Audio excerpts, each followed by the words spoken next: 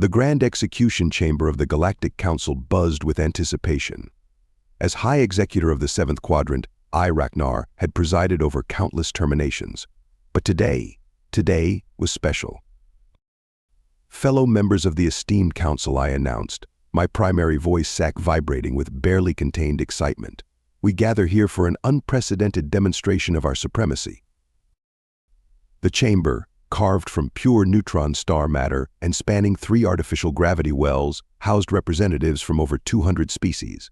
The mist walkers of Nebula 7 hovered near the ceiling, their gaseous forms rippling with shades of violet and green.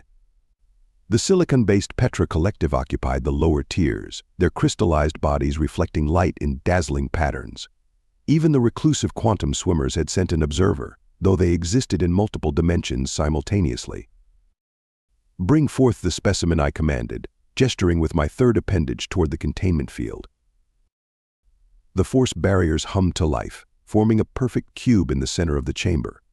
Inside, suspended by gravitic restraints, floated a human female. Alexandra Mason, former captain of the Earth vessel Star Wanderer, captured during their foolish attempt to establish diplomatic relations with our empire. Look at it, sneered Grand Sovereign Yixtral, his scales shifting from deep blue to burning red. So fragile, so limited, single-form existence, binary gender, sequential time perception. Primitive. The assembled dignitaries chittered, buzzed, and pulsed their agreement. Some extended sensory organs for a better view, while others activated their quantum scanning arrays. This human, I continued, my secondary voice sac adding harmonics of disdain, dared to suggest their species deserved equal standing in our galactic community. Worse, they claimed humans possessed qualities we lack: adaptability, resilience, the audacity. Chief Scientist Mira Val slithered forward, her tentacles dancing across her data interface. Fascinating specimen, really. Their neural pathways show remarkable plasticity. And their emotional responses? Most intriguing. Shall we begin the procedure? Security Commander Dorn stomped his gravitational amplifiers, creating ripples through the chamber floor. Enough scientific babble. Let's show these humans what happens when they overreach. I raised all 4 of my primary limbs for silence. The chamber stilled, save for the soft whirring of life support systems and the gentle hum of the containment field. Alexandra Mason. I pronounced her name with careful precision. You stand accused of crimes against the natural order. Your species' very existence threatens the carefully maintained balance of our empire. Your punishment shall serve as a message to Earth and any other emerging civilizations who dare to challenge our dominion. The human's eyes, those peculiarly limited optical sensors, fixed upon me. Her lips curved upward in what their species called a smile. How strange to show teeth in a moment of defeat. You really love the sound of your own voice, don't you, Ragnar, she said, her words somehow carrying both amusement and contempt. Gasps and murmurs rippled through the chamber. No condemned being had ever dared address me so directly, so disrespectfully. Begin the extraction sequence, I commanded, my voice sacs quivering with rage. Let's see how long that defiance lasts when we start harvesting your pain signals for the entertainment of the Council. The containment field crackled with new energy as specialized probes emerged from hidden panels. Alexandra Mason remained unmoved, that infuriating smile still playing across her features. Just remember, she said, addressing the entire chamber now, you chose this. Whatever happens next, it's on you. Some of the more sensitive species registered a spike in temporal anomalies at that moment. Others reported strange readings in the quantum substrate. But we were too focused on our imminent victory to pay attention to such trivial observations. How foolish we were. How monumentally, catastrophically foolish. The extraction probes began their work with surgical precision.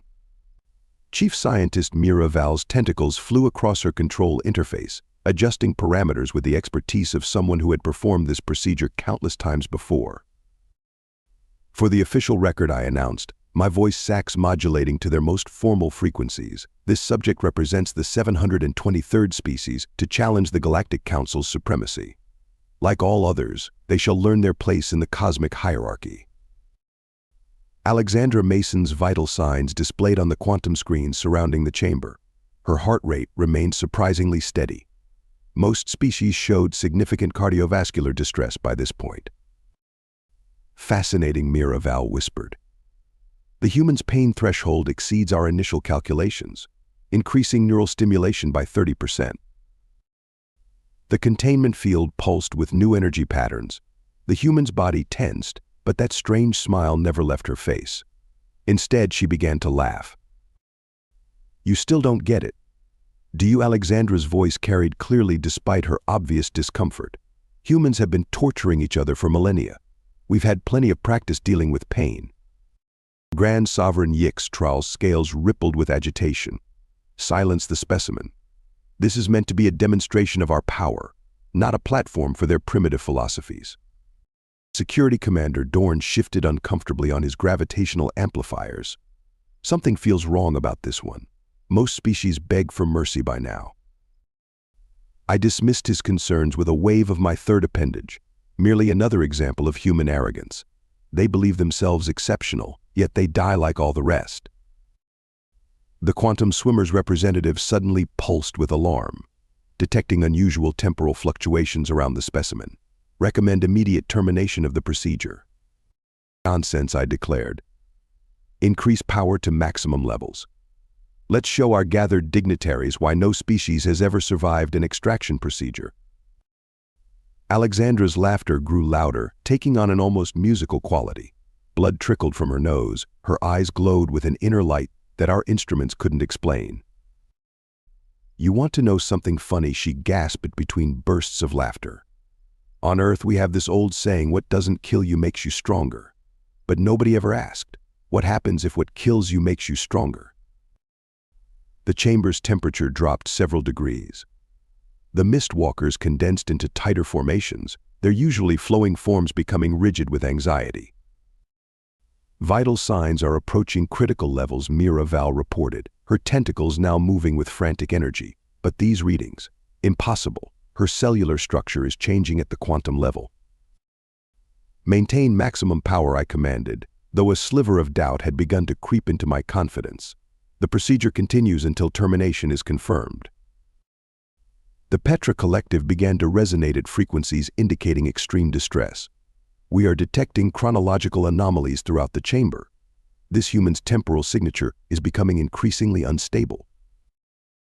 Alexandra's body arched against the restraints, her skin taking on an otherworldly luminescence. "You know what your biggest mistake was? Thinking that just because you've conquered hundreds of species, you understand all forms of life. But humans? We're different. We don't just adapt, we evolve." Blood vessels burst beneath her skin, creating intricate patterns that seemed to pulse with their own inner light. The containment field's energy readings spiraled beyond measurable levels. "Shut down the system," Security Commander Dorn bellowed. "Something's very wrong." But it was too late. Alexandra Mason's vital signs flatlined with a decisive finality. Her body slumped in the restraints, that unnerving smile frozen on her lifeless face. Silence fell over the chamber. The quantum swimmers phased partially out of our dimension, their agitation evident even across multiple planes of existence. "Death confirmed at exactly 37 minutes into the procedure," Miraval announced, her tentacles now eerily still. "Recommend immediate disposal of the remains before." Before what I demanded, my voice saxed tight with sudden apprehension. The chief scientist's response was lost as every instrument in the chamber simultaneously malfunctioned. Emergency lighting cast crimson shadows across the assembled dignitaries, and in the containment field, Alexandra Mason's body began to glow. A wave of relief washed through the chamber as the human's life signs remained flat. The Petra Collective resumed their normal crystalline harmonics, while the mist walkers descended from their defensive positions near the ceiling. "Record the official time of termination," I announced, my voice sax swelling with pride. "Let it be known throughout the galaxy that the human Alexandra Mason expired after 37 minutes of justified correction. Another victory for the natural order." Celebratory pheromones filled the air as various species expressed their satisfaction according to their customs. The quantum swimmers partially re-phased into our dimension, though they maintained a cautionary distance from the containment field. "Prepare the disposal protocols," I commanded Miraval. "We shall atomize the remains and broadcast the particles across 7 different star systems. as is our tradition. The chief scientist's tentacles moved sluggishly across her interface. High Executor, these post-mortem readings are unprecedented. The human cellular structure continues to exhibit quantum fluctuations despite complete biological termination. Impossible, Grand Sovereign UX Troll declared, his scales now showing patterns of victory gold. Dead is dead. Even humans must follow the fundamental laws of existence. Security Commander Dorn activated his gravitational sensors. Something's interfering with the artificial gravity wells. The containment field is experiencing micro-fluctuations.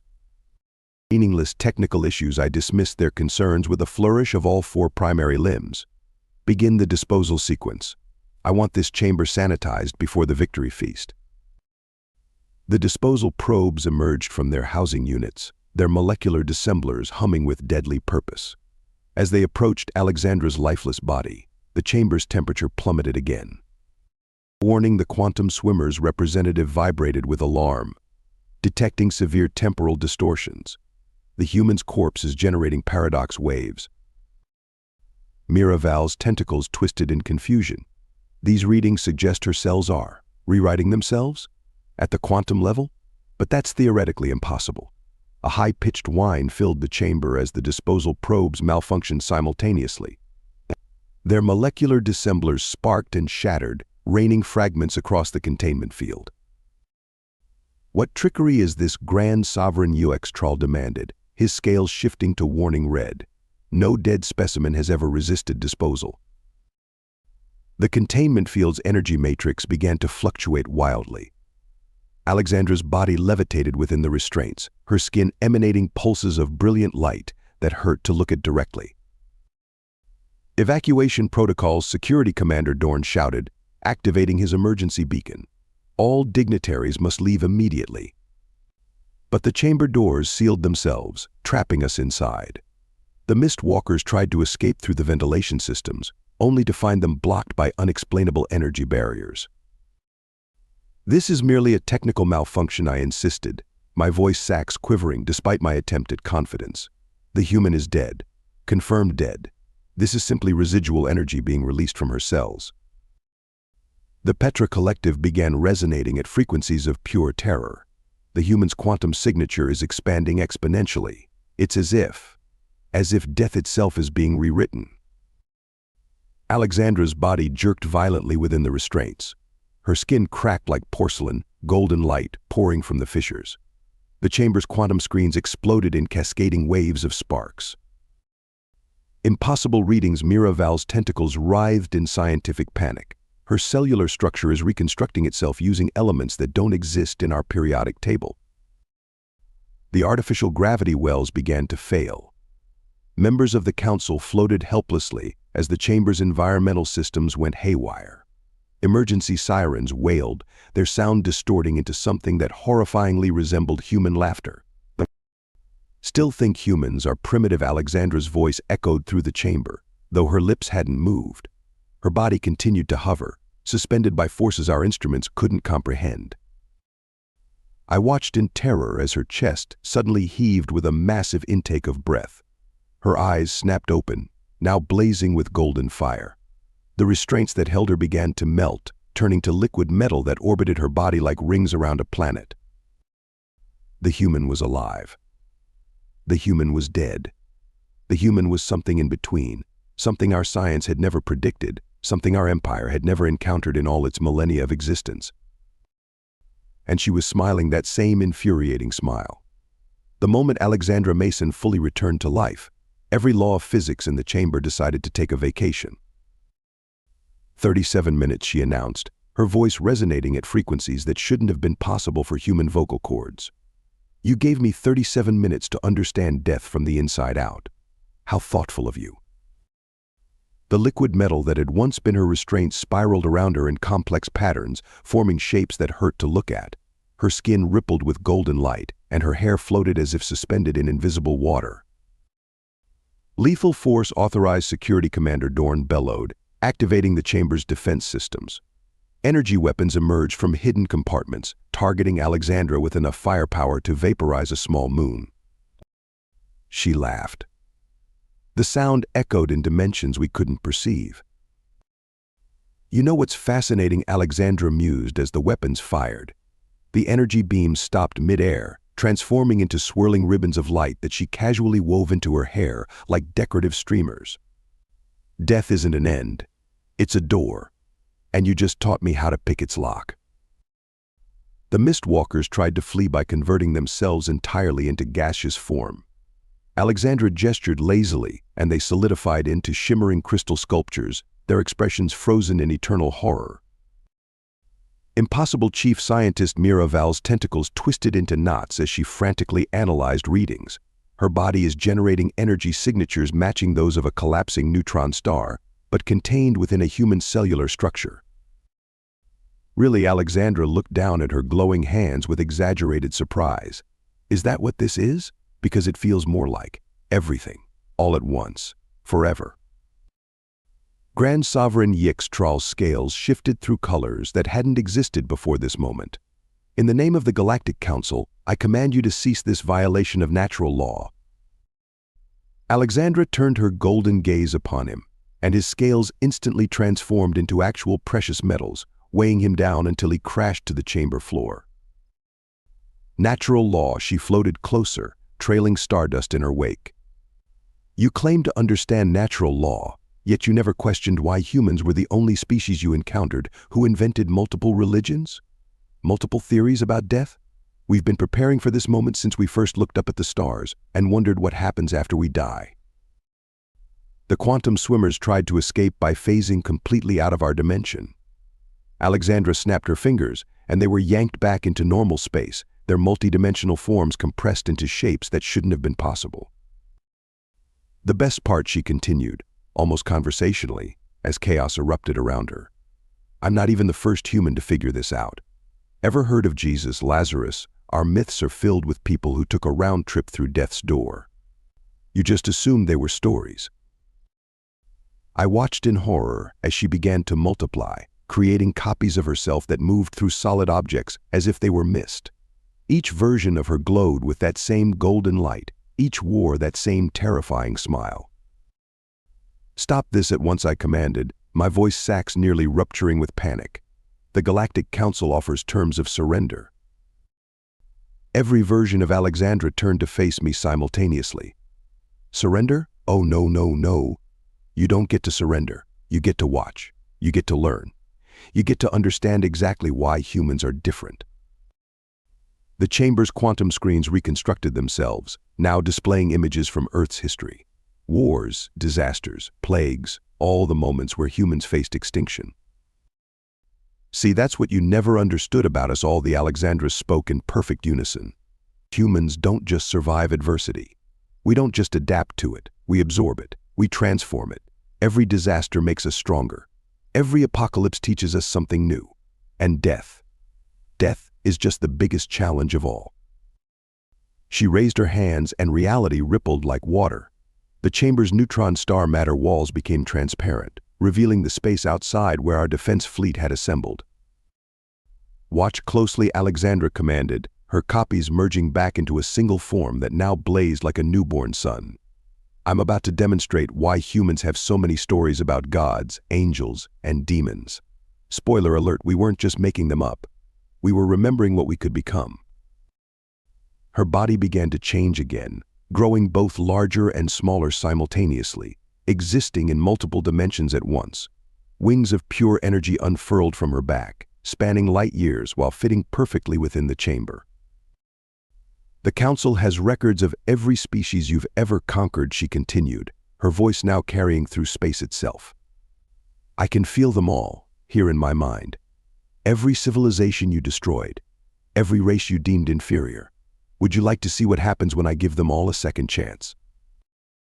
The fleet outside the chamber began to dissolve, their ships transforming into swirling clouds of possibility. Alexandra reached out with hands that had become pure light, fingers trailing through the fabric of space-time like a child drawing patterns in sand. Thank you for the gift of death, she said, her smile now bright enough to shame suns. Now, let me show you what humanity does with gifts. Have you ever watched a supernova in reverse?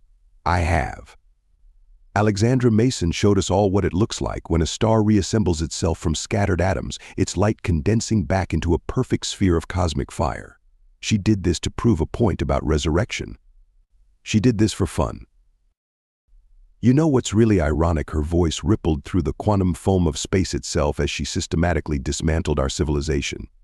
I was actually the diplomatic officer on my ship. I was supposed to prevent conflicts. The grand archives of the Galactic Council, containing millions of years of carefully preserved knowledge, transformed into a swarm of golden butterflies. Each one carried the memories of a species we had conquered, delivering them back to their restored civilizations. But I guess this is diplomatic, in a way, Alexandra mused, while casually rearranging a solar system into a more aesthetically pleasing configuration. I mean, I'm solving all future conflicts by showing you exactly why picking fights with humans is a bad idea.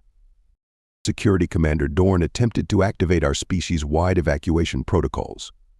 Alexandra turned the escape pods into soap bubbles that drifted through space, carrying their screaming passengers on an endless journey through the cosmos.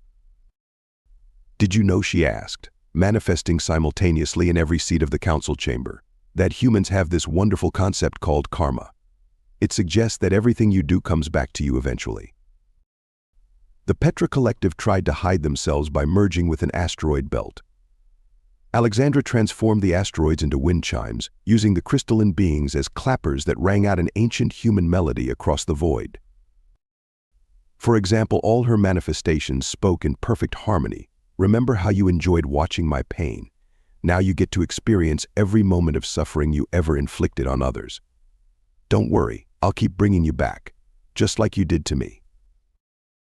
Grand Sovereign UX Troll attempted to send a warning to our remaining fleet. Before he could speak, Alexandra turned his scales into video screens, each one displaying the death of a different species we had eliminated over the millennia. Oh, and speaking of warnings, Alexandra pirouetted through space, trailing stars like ribbons. Those primitive human emotions you mocked. They're fantastic. Rage gives you focus. Vengeance gives you purpose. And spite? Spite is just wonderful motivation. The quantum swimmers tried one final desperate plan, attempting to trigger a temporal paradox that would erase the last hour from existence. Alexandra caught the paradox in her hands like a soap bubble, blew on it gently, and turned it into a temporal loop that forced them to experience their own extinction methods for eternity. But my favorite human emotion, she continued, while casually juggling black holes, is satisfaction. The pure, simple joy of a job well done. I watched in horror as she began to sing. The sound reconstructed solar systems we had destroyed centuries ago. The harmony restored extinct species. The rhythm reorganized the galaxy according to some grand plan only she could perceive. Here's a fun game, Alexandra announced, creating a throne for herself out of condensed starlight. Every time you try to escape, I'll introduce you to a new aspect of humanity you never bothered to understand. Let's start with our talent for innovation. Miraval attempted to send a data burst containing warnings to other galaxies. Alexandra intercepted the transmission and turned it into a recipe for human comfort food, which she proceeded to bake using the heat of collapsing stars. Would anyone like some cookies? She offered the impossible treats to her terrified audience. No. More for me then, although technically I don't need to eat anymore. I just think they smell nice. The last remnants of our defense fleet tried to self-destruct rather than face her. Alexandra turned their explosions into firework displays, complete with messages written in burning plasma. Humanity says hello and wish you were here. You know what the really funny part is? She asked, while absent-mindedly creating a new form of matter that expressed emotions. I'm actually being nice. Some humans would have just ended you all permanently. But where's the lesson in that? The emergency quantum beacon, our absolute last resort that would have sacrificed our entire species to stop her, crumbled into golden dust that formed itself into tiny replicas of human art throughout history. Consider this a teaching moment, Alexandra declared, now conducting an orchestra made of solar winds and gravity waves.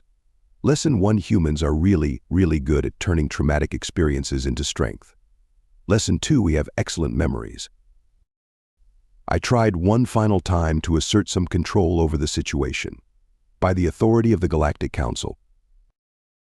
Oh, that reminds me, she interrupted. snapping fingers that had become pure light. The Galactic Council is hereby reorganized into a traveling theater company. Your first production will be human historical dramas, performed for all the species you previously subjugated. I expect regular shows with full audience participation. The Council Chamber, the last bastion of our power, transformed into an elaborate theater. Our restraint devices became spotlights. Our weapons turned into musical instruments. Our prison cells became dressing rooms filled with costumes from human history.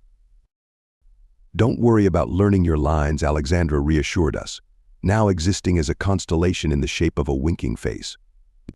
I've written all your parts directly into your genetic code. Break a leg.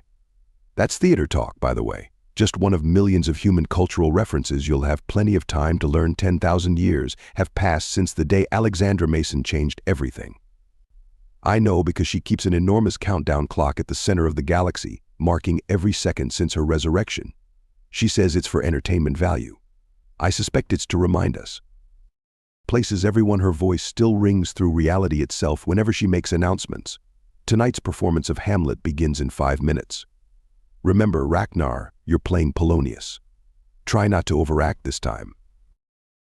The former Grand Sovereign UX Troll, now our theater company's costume designer, helps adjust my ceremonial robes. His scales, still permanently metallic, catch the light of the staging area constructed from what used to be our primary military command center. You know what the worst part is? I whisper to him as we prepare for our 10,000th performance. She was right about humans all along. We should have just accepted their friendship when they offered it. Alexandra appears beside us, still glowing with that impossible golden light. These days she tends to manifest as a being of pure energy, wearing a stage manager's headset and carrying a clipboard made of condensed starlight. Spoiler alert, she winks, causing several nearby stars to flare in harmony. That's actually the plot of next week's show. I'm calling it the greatest diplomatic failure in galactic history, a musical comedy in 3 acts. The audience files in representatives from every species we once conquered, now thriving civilizations again thanks to Alexandra's intervention. They've developed a particular fondness for our performances, especially the comedies. There's nothing quite like watching your former oppressors trip over their own appendages while attempting human slapstick routines. But here's the real twist. The thing that keeps me awake during our designated rest periods, we're actually enjoying ourselves. The terror faded centuries ago, replaced by a genuine appreciation for human artistic expression. Alexandra's punishment turned out to be a gift, though none of us deserved it. Think fast, Alexandra calls out, tossing me a script that materializes from thin air. Next month we're doing a special performance.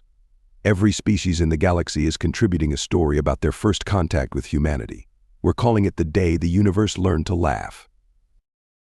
The script's pages are made from crystallized time, showing scenes from alternate realities where we made different choices. In some, we accepted human friendship from the start. In others, we fought even harder against them. The outcomes vary, but one constant remains: humanity never stays down, never accepts defeat, never stops evolving. You want to know the funniest thing? Alexandra asks, suddenly serious as she adjusts the fabric of reality around our stage. Death taught me something important during those 37 minutes. Every living being is connected. All that suffering you caused, you were only hurting yourselves. She waves her hand, and the theater's walls become transparent, revealing the transformed galaxy beyond. Where our empire once enforced rigid order, now countless civilizations flourish in beautiful chaos. Art, music, and stories flow between the stars like rivers of light. That's why I chose this punishment, she continues, her form shifting through various human historical figures as she speaks. Not for revenge, but for redemption. Every play you perform, every story you tell, helps heal the wounds our species inflicted on each other. The house lights dim, created from the gentle glow of newborn stars. As I take my place on stage, I realize something that would have been unthinkable 10,000 years ago. I'm grateful. Grateful that we failed to destroy humanity. Grateful that Alexandra Mason showed us a better way, even if her methods were terrifyingly creative.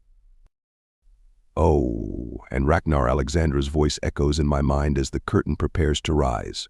Remember when you asked me if I'd ever forgive you? I freeze, remembering that conversation from 9,000 years ago. Today's the day, she announces cheerfully. Congratulations. You've all officially learned your lesson. You're free to go back to governing the galaxy if you want. The curtain rises. The audience waits. My fellow performers look at each other in shock. Well, Alexandra asks, manifesting simultaneously in every seat of the theater, what's it going to be? Your old empire, or places for tonight's show? Without hesitation, every member of the former Galactic Council speaks in unison. The show must go on. Alexandra's laughter cascades through dimensions as she takes her place in the lighting booth. Now that she declares proudly, is the most human thing you've ever said. And so we perform, not because we're forced to, but because we choose to. Because somehow, over 10,000 years of cosmic theater productions, we learned what Alexandra knew all along: life is better as a story shared among friends than an empire built on fear. Even if some of those friends had to die first to teach us that lesson.